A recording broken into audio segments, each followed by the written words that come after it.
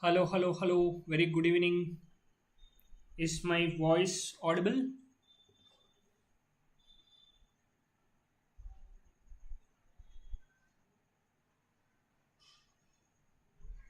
I hope my voice is audible. So let's start with today's topic, which is clocking block. Okay. So basically, what is mean by clocking block? So this session is linked with the previous session. If you have watched, we were discussing about the synchronization of DUT and the test bench. In the previous session, we were discussing about this concept, how DUT and TV are communicating with each other, how they are being synchronized, right? So in previous session, we have discussed about phases. So in system verilog, we have phases, and we have event scheduler. We have also seen this event scheduler, not phases. We have seen event scheduler in which a particular when will test bench will run and when will DUT will run. All that we have seen in that particular event scheduler. Okay, so let me once again show that for you. I think it is somewhere. Wait a minute.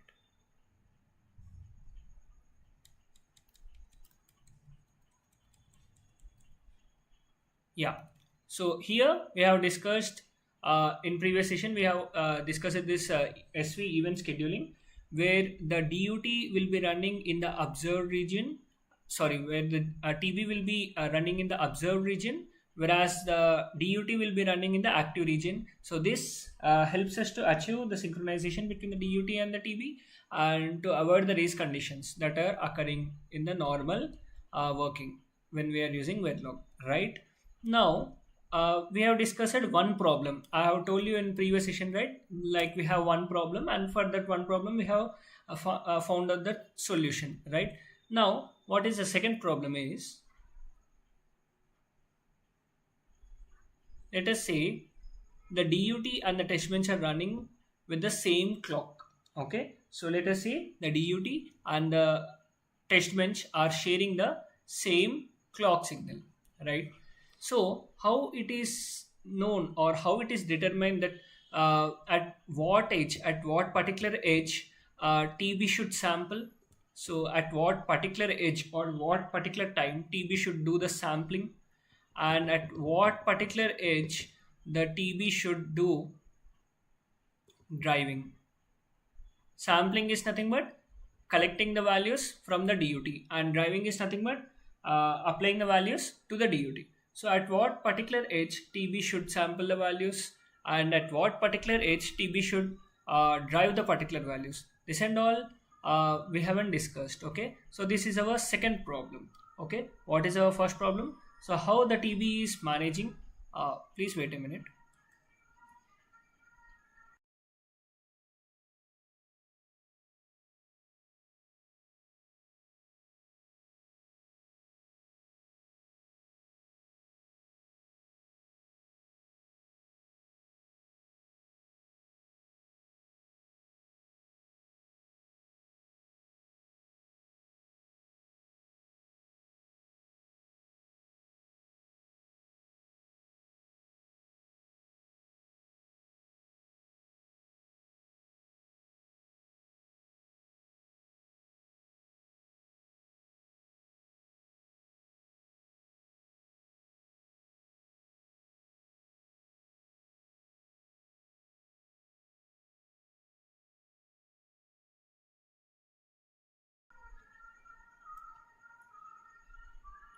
Yeah. So what was our problem? What is our second problem is when the TB should do the sampling and when the TB should do the driving. Okay. So when the value should be driving and when the value should be sampling by the test bench. Okay. Sampling is nothing but collecting the values from the DUT, and driving is nothing but driving the values to the test bench. Okay, sorry, driving the values to the design. Okay, that and all. At what, so if a same clock is shared between the DUT and the test bench, so at what edge the sampling should be done and what edge the driving should be done, this is our problem. Okay, so what happens if sampling and driving is happening at the same clock edge? Then a race condition will occur. The value will be unknown. Okay, this is a race condition.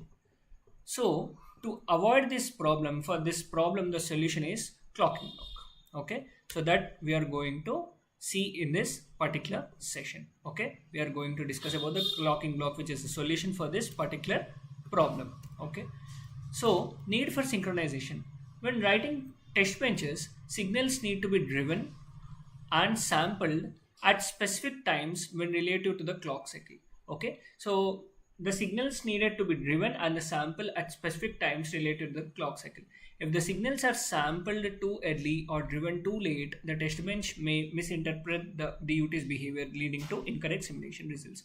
So the sampling and the driving, so here the sampling and the driving should be done accurately, should be done or should be performed accurately. It should be performed accurately. Otherwise, there will be misinterpretation of the values by the test bench. Okay, so when writing the test benches or signal need to be driven and sampled. This we have discussed here only, right? So sampling and driving should be done at a specific time intervals to the clock cycle. It should be done correctly. Otherwise, there will be a misinterpretation and there may be a chances of occurring of race conditions. Okay, now mixing signals, read and write events within the same time steps can create race conditions. Here we have discussed it. So if sampling and driving is occurring at the same time unit or same time interval, we will get a race condition. We will get a race condition. So mixing signals, read and write events within the same time step can create a race condition. So in such cases, it is unclear whether the test bench reads the old value or newly written one, which leads to unpredictable simulation behavior. So in this particular cases, it is not predictable. That is whether the test bench is writing or test bench is reading, basically. Okay, so this is this is nothing but a race condition. Okay, so this is the drawbacks of the sampling and driving in the same event. So what are the verilog limitations? Verilog uses non-blocking assignments to mitigate race conditions. So in verilog we use non-blocking assignments for avoiding these race conditions. I hope you are aware of non-blocking assignments in verilog, where we use them for avoiding race conditions. Basically, these non-blocking assignments in verilog will run concurrently, right? I hope you are aware of this verilog's non-blocking assignments. So non-blocking assignments allow concurrent assignments and reading of signals within the same time step. Okay, so we can read two data, or we can perform two operations parallelly, concurrently, with help of this non-blocking assignments. But verilog test benches still face timing issues because non-blocking assignments couldn't guarantee precise control over when signals were sampled or driven relative to the clock signal. But non-blocking assignments will also haven't guaranteed precise control over when the signals were sampled or driven relative to the clock. Okay, now, so this is the main problem. What is the main problem? When should this test bench, let us say this is our test bench and this is our DUT. When should this test bench drive the value, and when should the test bench sample the value or collect the value? At what edge it should drive, and at what time interval it should sample the value? How it should drive the value, how it should sample the value to maintain the synchronization. Okay, so this is the main concern, this is the main problem, and this is the main question. So for that, the answer is clocking block. So system verilog introduces clocking block to handle signal timing. So basically clocking block is used to handle the signal timing. So the clocking block specifies how the signals are sampled and how the signals are driven. Okay, so basically with the help of this clocking block, we are going to specify how the signals should sample, or when the signal should be sampled, or when the signal should be driven relative to the clock edges. So relative to the clock edges only, we are going to decide when the signal is going to be sampled and when the signal is going to be driven. Okay, ensuring synchronization between the test bench and the DUT. So by making this signal timing, we are ensuring the synchronization between the test bench and DUT. So with the help of this clocking block, what we are doing basically, we are making or we are specifying when should the signal be driven or when should be the signal be sampled by our test bench, so that there may be the synchronization will be established between the DUT and test bench. Okay, so this is achieved by our clocking block. Our clocking block. So the clocking blocks ensure that inputs signals sampled by the test bench are captured at the correct time. Example, just before the active clock edge, and the outputs signals driven by the test bench are applied at the right time. Example, after the active clock edge. So with the help of clocking block, what we are actually going to do is, so generally, let's say this is our DUT, design under test, and let's say this is our test bench. Okay, so generally what we should do is, when we should do the sampling is nothing but collection of data from the DUT by the test bench. Okay, so when this sampling should be done, this sampling should be done exactly before the active edge of the clock. Whether if it is a positive edge circuit, then positive edge of the clock. If it is a negative edge of circuit, before the negative edge of the clock. Okay, so the sampling should be done before the active edge of the clock. So at this point, if it is a positive edge circuit, then the sampling should be done here. Okay, so before the clock edge, the sampling should be done. And when should the test bench should drive the values to the DUT? It should drive the values to the DUT after the active edge of the clock. Whether if it is a positive edge circuit, then positive edge, or if it is a negative edge circuit, after the negative edge. Okay, so I'm considering a positive edge circuit. So when should it drive the values? So the driving should be done after the active edge, here in this case positive edge. Okay, so at this point the driving should be happening. So the test bench should drive the values to our design, and here before the active edge it should sample the values. I will write it here. So the sampling should occur before the active edge of the clock, and driving should occur after the active edge of the clock, after the active edge. So by this way we are enabling synchronization and we are disabling race conditions. So we are avoiding race conditions by maintaining this sampling and driving events. So we are mentioning or we are specifying the times where the driving should be happening and where the sampling should be happening with the help of this clocking block. So like this way we are going to achieve the synchronization, and we are also specifying where this driving should be happening and where this sampling should be happening. Okay, so clocking block ensures that inputs, that is driving or the signals sampled by the test bench, sorry, this is inputs to the test bench is nothing but sampling. Okay, sampling is input to test bench, input to test bench.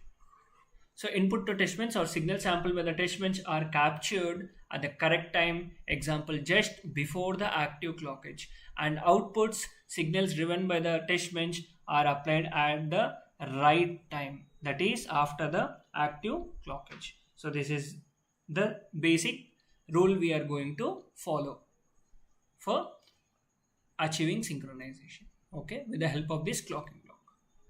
Now, so how to use this clocking block? So we can use this clocking block within an interface. Interface we have already discussed in our previous session. If you haven't watched this, please go and refer that. So we are going to use this clocking block inside an interface. Okay, so a clocking block within an interface specifies when and how signals in the interface are driven or sampled relative to the clock. Okay, and this also ensures that signals are handled at appropriate times within a clock cycle. You can define multiple clocking blocks within an interface or different clock domains. For example, let's say if you declare any interface, you can declare your clocking block inside that. Why we are going to declare clocking block inside an interface? because interface is a reusable construct and it can be reused and reconfigured anywhere, anytime. Okay, so using this interface, we are going to achieve configurability, right? Because interface can be configured anytime and anywhere, and it can be used with different type of designs by just modifying the code inside this interface without changing anything in the test bench. We can just modify the code inside this interface, and we can configure some small changes inside this interface, and we can use this interface anywhere and anytime, right? So in previous sessions when we are discussing about interface, we have seen that we have declared some logic signals, some signals with the logic data type, or we can also declare them within data type. So in previous session we have declared them with logic, right? So we have declared some signals with logic data type, like let's say a1, a2, a3, right, and logic y1, y2, y3. Like this we have declared some signals inside this interface, right? So this declared signals, we have also given some directions to the signals, whether it is output for our test bench, whether the signal is output for the test bench, or whether the signal is input for our test bench, input for the test bench. How we have given the directions for this particular signals? We have given the direction using the mod port. I hope you remember this concept. So using the mod port, we have given the directions for the signals, whether it is the output for our test bench or input for our test bench, right? But anywhere here, we have not given any timing. We have not given any timing constraint, right? We haven't given any timing constraint in this particular scenario. We have just given the directions of the signals. That's it. And we are basically bundling the signals into one group, and we are giving the directions for the signals, and we are using this interface in our modules, right? We are basically using this interface in our modules by specifying them inside the interface. We are just basically using this interface in our module without giving any timing constraints. When should this particular signal should be applied, when should this particular signal even should be applied with respect to the clock, and when we should get this particular y1 signal from the design, at what instance of the clock, with respect to the clock it should get. Like that, we are not specifying anything previously, right? So there was no timing constraint which was followed. Now with the help of clocking block, we are going to specify at what time instant a particular signal should be sampled, and at what particular instant that particular signal should be driven by the interface or from the interface. Okay, that is what we are going to see. So we are going to use a clocking block inside an interface to achieve this particular functionality.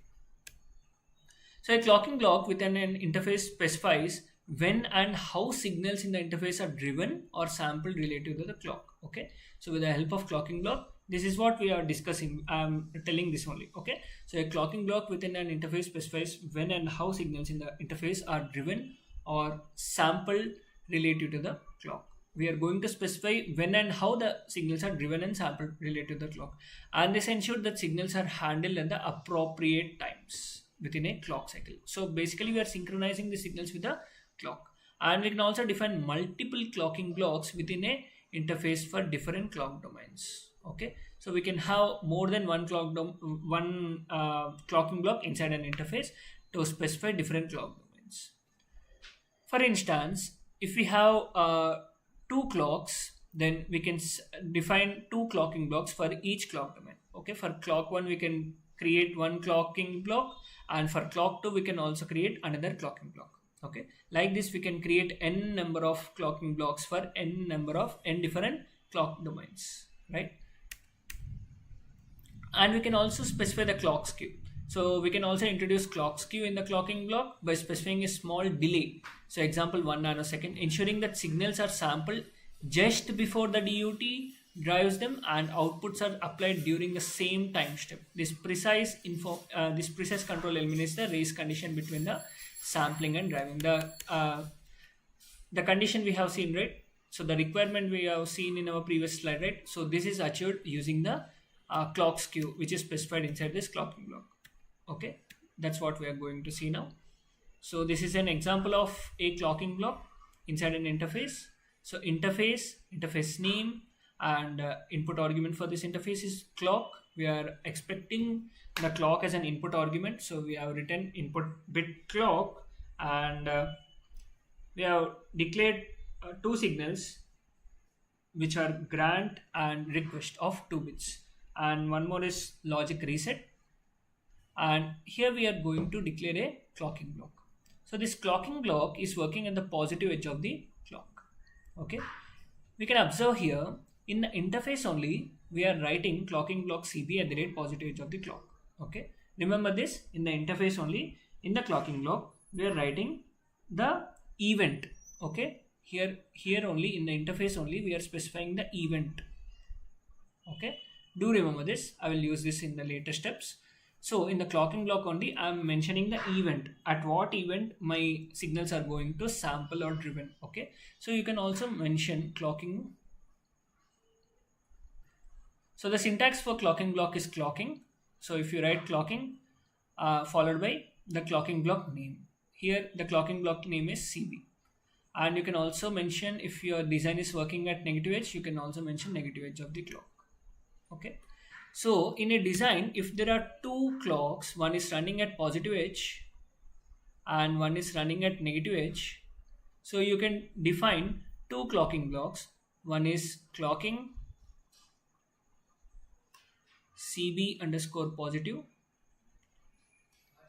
and you can mention at the rate posage of clock. And if you have another clock domain, you can create one more clocking block, clocking CB underscore negative at the rate negative edge of the clock, negative edge of the clock. So like this, if you have two clock domains, you can use two clocking blocks to mention those clock domains. Okay, and here only I am specifying the event. Okay, and in the clocking block I am mentioning the direction of the signals. Okay, output, request, input, grant. Okay, output, request, and input is my grant. So output request means this is with respect to test bench. So with respect to test bench, request is output, and with respect to test bench, grant is my input. Grant is my input. So like this, in this particular example, I am using clocking block to specify my event, to specify my active edge, whether it is a positive edge or whether it is a negative edge. So this particular example is specifying the active edge of the clock, active edge of the clock, whether the design or whether the test bench is running at the positive edge of the clock or negative edge of the clock. Okay, now when I am using this, and also in the next step, while declaring a mod port, I am creating a mod port test.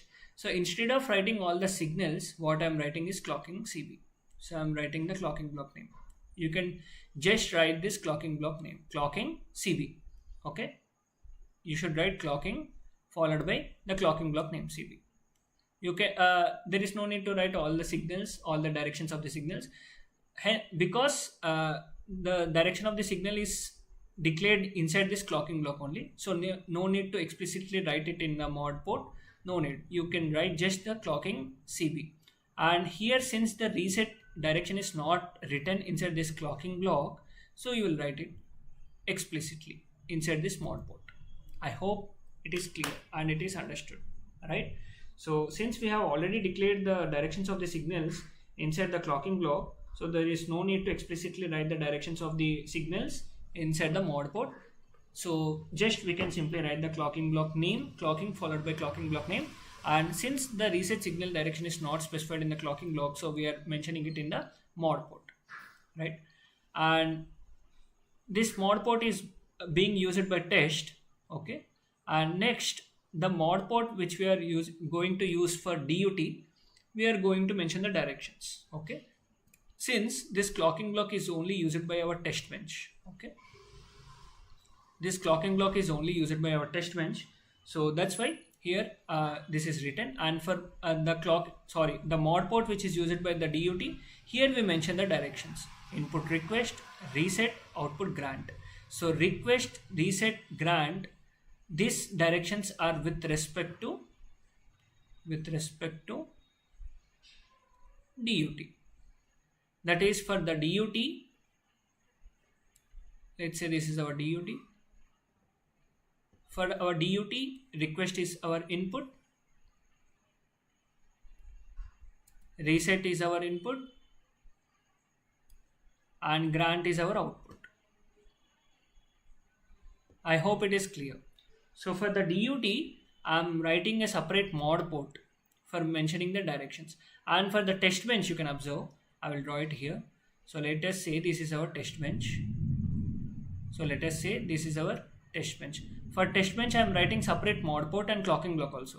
First, we will see mod port. So for our test bench, I am creating a mod port called test, and I am using clocking block CB and output reset.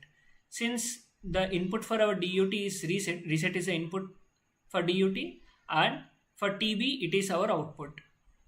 For TB it is our output. Reset is output for our TB. Here I am mentioning, you can observe here, mod port test output reset.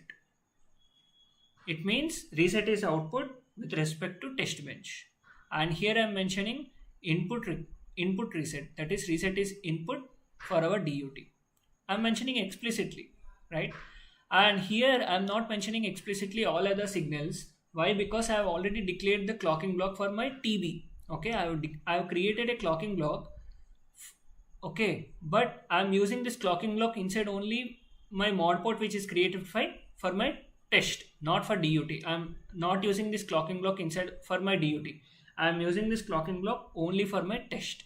Okay, here you can observe in the test mod port only I have written clocking CB. In the DUT I haven't written any clocking CB. Okay, so since I have written clocking CB, the directions what I have used in this clocking CB, output request.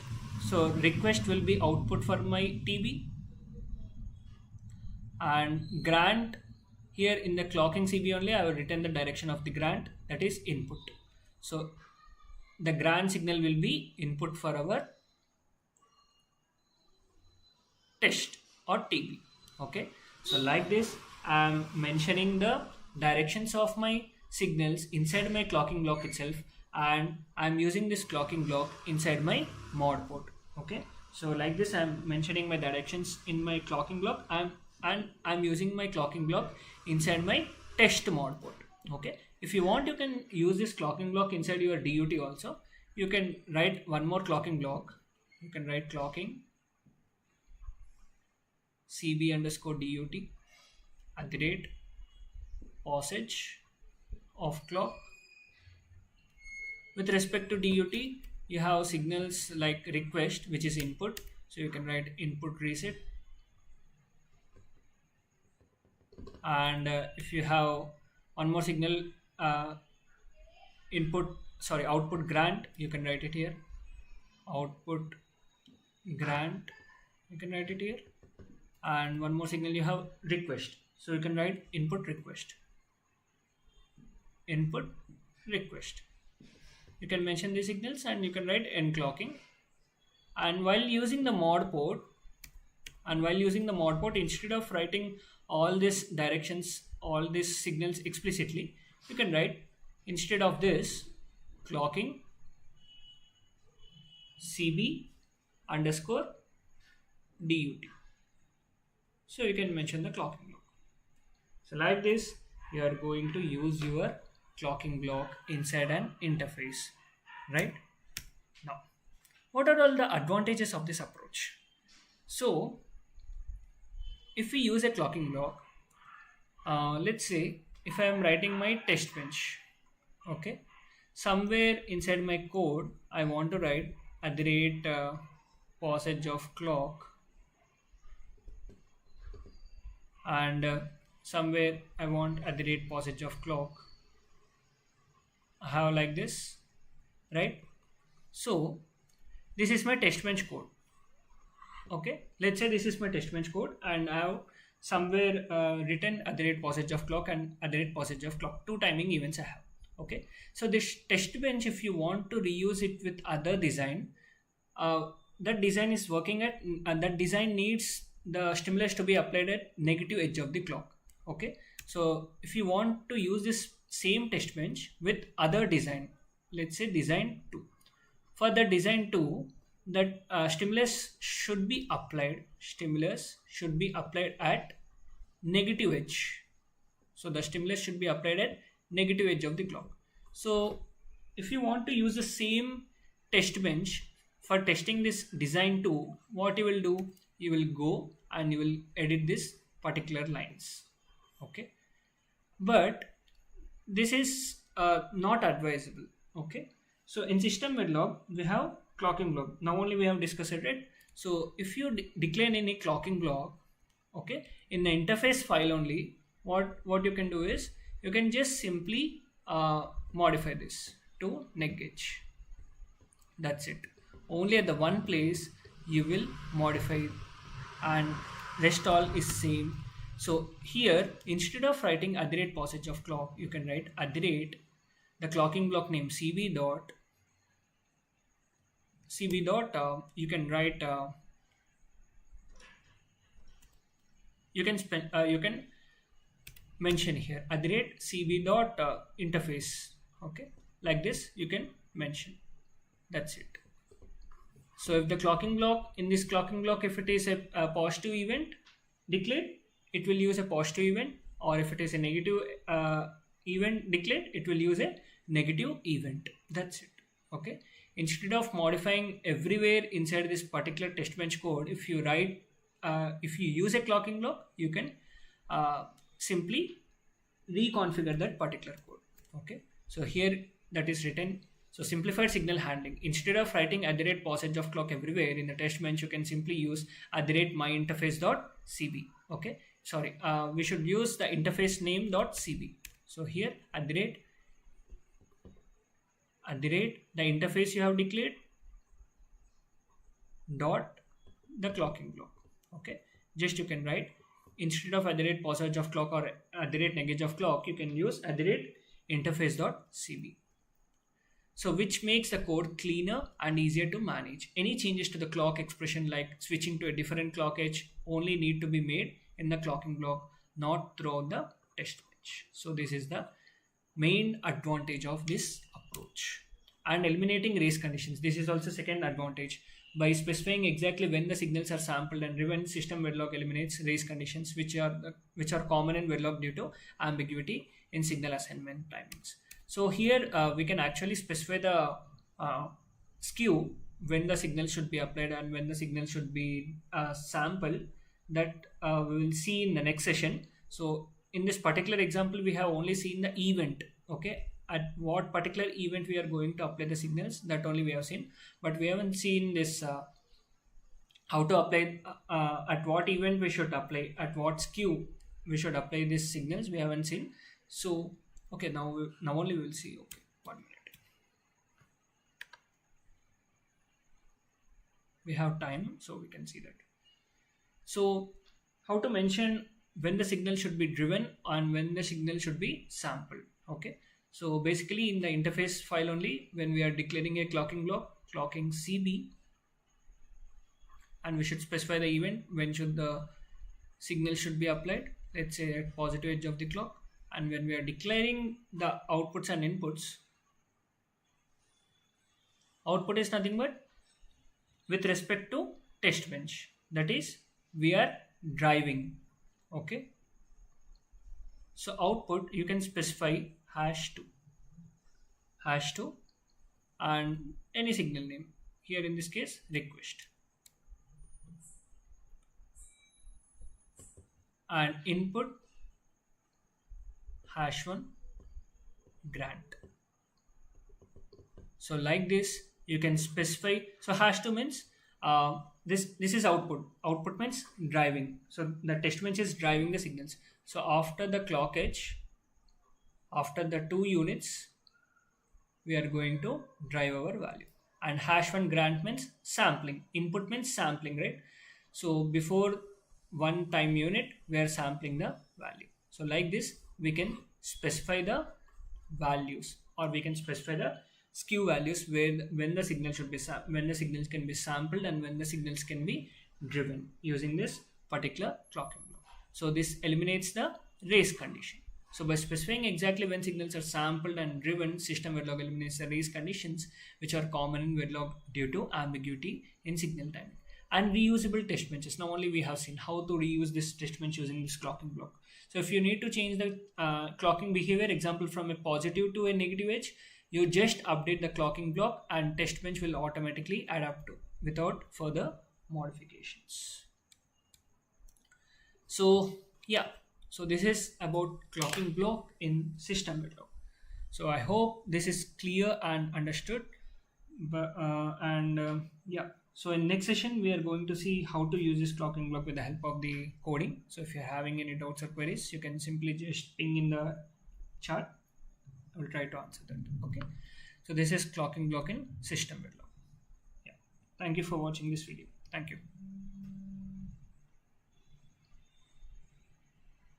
If you're having any doubts or queries, you can just ping me in the chat.